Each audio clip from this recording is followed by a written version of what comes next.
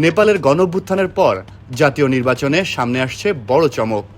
প্রাথমিক ফলাফলে এগিয়ে আছে জেনজি ভোটারদের সমর্থন পাওয়া দল রাষ্ট্রীয় স্বতন্ত্র পার্টি। দলটির প্রধানমন্ত্রী প্রার্থী কাঠমান্ডুর সাবেক মেয়র বালেন্দ্র শাহ, যিনি একসময় র্যাপার হিসেবে পরিচিত ছিলেন। তিনি হতে পারেন নেপালের পরবর্তী প্রধানমন্ত্রী। এখনো পর্যন্ত ১৬৫টি সরাসরি নির্বাচিত আসনের বড় অংশে এগিয়ে আছে তার দল। কিন্তু কে এই বালেন্দ্র শাহ, আর কিভাবে তিনি নেপালের রাজনীতির কেন্দ্রে উঠে এলেন? ২০২৫ সালে সামাজিক যোগাযোগ মাধ্যমে নিষেধাজ্ঞা ও দুর্নীতির বিরুদ্ধে ক্ষোভকে কেন্দ্র করে নেপাল জুড়ে শুরু হয় বিক্ষোভ। সেই আন্দোলন দ্রুত গণঅভ্যুত্থানে রূপ নেয়। সহিংসতায় নিহত হন অন্তত ৭৭ জন মানুষ। চাপে পড়ে পদত্যাগ করেন প্রধানমন্ত্রী কেপি শর্মা ওলি।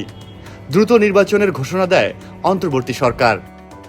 এই আন্দোলনের সময় প্রকাশ্যে বিক্ষোভকারীদের সমর্থন দিয়ে তরুণদের মধ্যে ব্যাপক জনপ্রিয় হয়ে ওঠেন বালেন্দ্র শাহ। ৩৫ বছর বয়সী এই নেতা একসময় নেপালের হিপ হপ অঙ্গনের পরিচিত মুখ ছিলেন। বালিদান সহ বেশ কিছু গান তাকে জনপ্রিয় করে তোলে।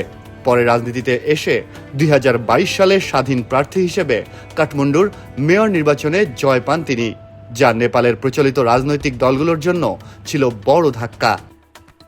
মেয়র হিসেবে তিনি দুর্নীতি ও অবৈধ ব্যবসার বিরুদ্ধে কঠোর অবস্থান নেওয়ার জন্য পরিচিত হন, যদিও তার কিছু পদক্ষেপ মানবাধিকার সংগঠনগুলোর সমালোচনাও কুড়িয়েছে।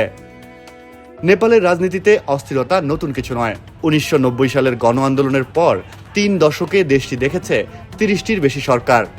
সেই প্রেক্ষাপটে এবারের নির্বাচনে নতুন রাজনৈতিক শক্তি হিসেবে উঠে আসছে রাষ্ট্রীয় স্বতন্ত্র পার্টি। তবে চূড়ান্ত ফলাফল জানতে আরও সময় লাগতে পারে।